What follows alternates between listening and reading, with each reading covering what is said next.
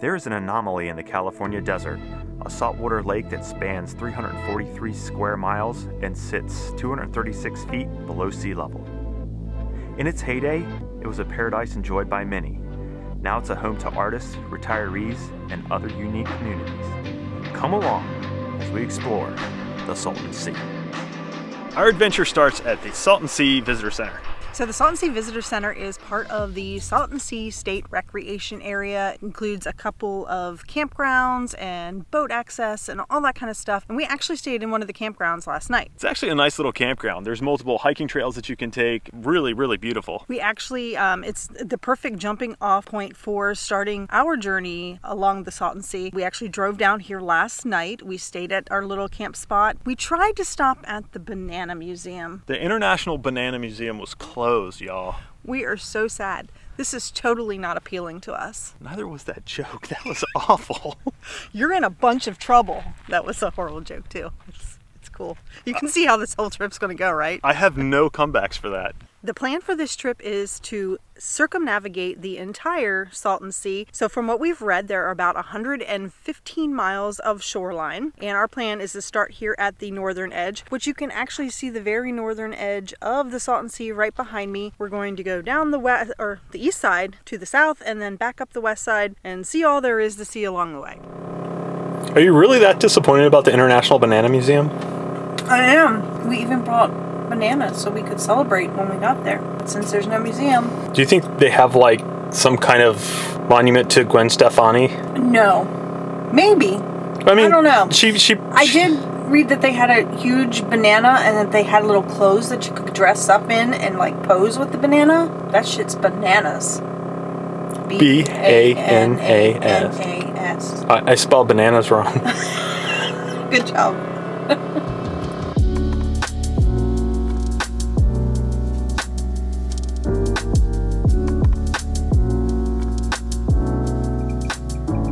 So we've made it to Bombay Beach, which is on the east side of the Salton Sea. And this used to be a very popular, bustling tourist destination until the 1980s, when they say that the water started receding, the salinity levels in the lake started to rise. In fact, I read that there's like 300 million tons. What was it, tons? Yeah, 300 million tons of salt in the sea, which is like 50% more than there is in the Pacific Ocean. And that level continues to rise and rise and rise. There's also a high level of phosphorus in the sea, which causes algae blooms, which means that largely this water's become inhospitable to life and like all these things. Although you see lots of birds and stuff around in the water, but it's not very friendly for tourism anymore. And it smells bad. And it smells bad. But you know what it does have going for it? So it's now turned into a huge art installation area. So there's some really cool art installations out here. They have a Tesla charging station. They have the ski and bar. And for some reason, there's a bunch of mailboxes. Don't know the story behind those, but if you open them up, sometimes there's a little surprise inside. Hopefully something good. They've all been good so far.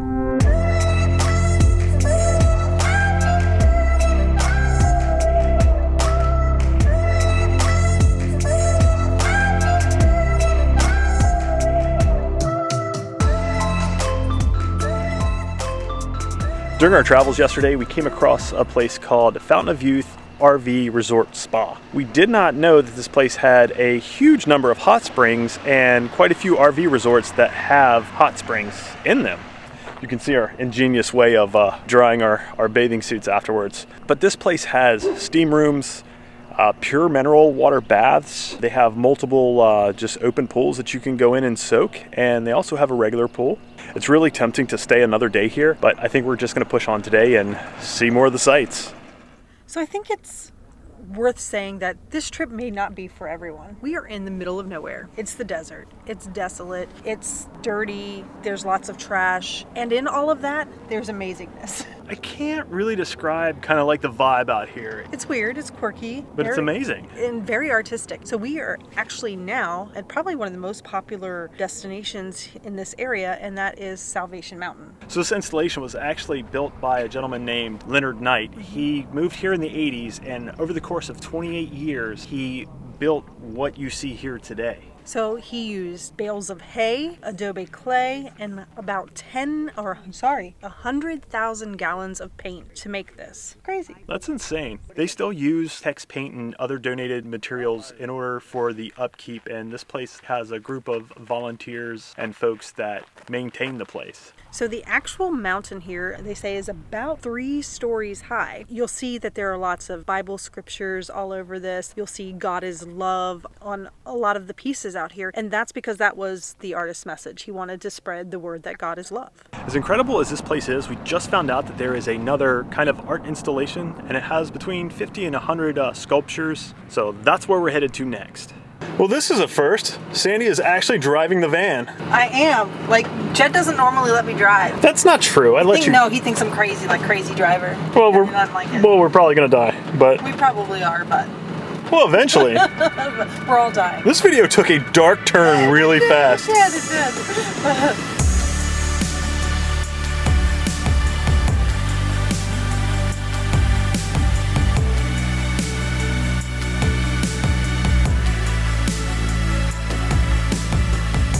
So we have made it out to East Jesus, and this place is actually really, really cool. So this is the only registered art museum in all of Imperial County, California. There's not a whole lot out here, but it's still a really cool fact. And there have been over 2,000 different artists that have contributed to the artworks that you see out here. East Jesus has been here for 14 years. There's really something for everyone. This place is super bizarre, but it is super wonderful. They have a seesaw that you can hop on. Looks kind of scary, so we're not going to do that, but there's also like a bowling alley, and you're encouraged to touch anything that you want to.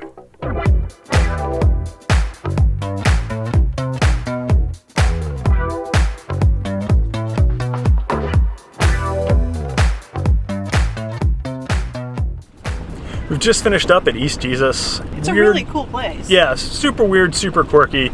Highly recommend that you stop by and visit. But now we're currently driving through Slab City. Slab City used to be an old military installation during World War II, and it gets its name from these huge concrete slabs that were on the ground. But it's actually really cool now.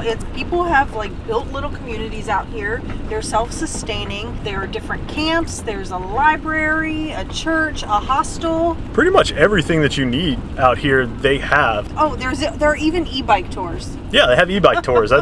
That's pretty cool. Slab City is also known as the last free place on earth because there's really no police department or centralized government out here. We think that is really awesome. We think people should be able to live the way they want to and be happy.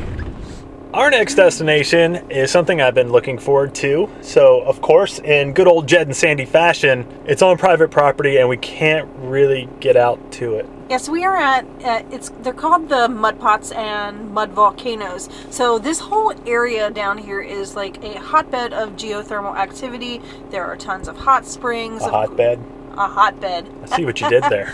So, like I said, there are lots of hot springs, and then there, of course, the San Andreas Fault runs here along the Salton Sea, so it's not really that odd that you have these hot pots or mud pots out here in the middle of these fields. So basically it's just hot water kind of bubbling to the surface, but what we've seen pictures of this and you can and video, and you can actually see the mud bubbling around these, and as it comes up it forms these little volcanoes of mud. Yeah, so let me see if we can't get a little bit of footage with the telephoto lens. Oh, thank goodness we got that. We're going to try to get some footage of it from a distance so we're not actually on the private property, but we'll see.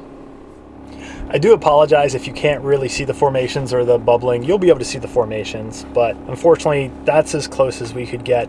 I don't know if I'd make a special trip out here to see it. If you're here in the area and you're interested, I mean, the road's a little but I mean, our van made it just fine. You can see a active geothermal plant in the background. I mean, that's kind of cool. She's not impressed. Hey, not every destination is like a hit, all right? Sometimes it's just a bust. So I'll admit this one was kind of in that category. So yesterday, after we visited the mud volcanoes, we decided that we wanted to head back to Slab City to spend the night. We stayed at a little place called Mojo's Camp. Great time. Within the slabs, or Slab City, there are different people have set up different little camps. Mojo's camp happens to be one of them. It's basically a place where people can come and visit. They actually have some electricity set up there for some basic electricity. They Showers, toilets, hot showers. They have hot showers. But we opted not to film in the camp because this is basically their home. We try not to like invade that privacy or whatever. So we did stay there. It was amazing. The people are super friendly in Slab City. I think, you know, like I think the initial impression when you go through there is that it's a little sketchy, but I felt totally safe. Yeah, it felt totally safe. Everyone we interacted with were actually super nice and super friendly. So And they've got amazing stories. Definitely suggested if you're looking to boondock or something down here, and there's plenty of BLM land, or if you're a little nervous about it, go stay in one of the camps where they invite people to come stay when there's lots more people around and you feel safe. So today we were actually looking for some birds. So we are currently at the Sonny Bono Wildlife Refuge. It's at the very southern tip of the Salton Sea, and we are going to go see if we can find some fowl play.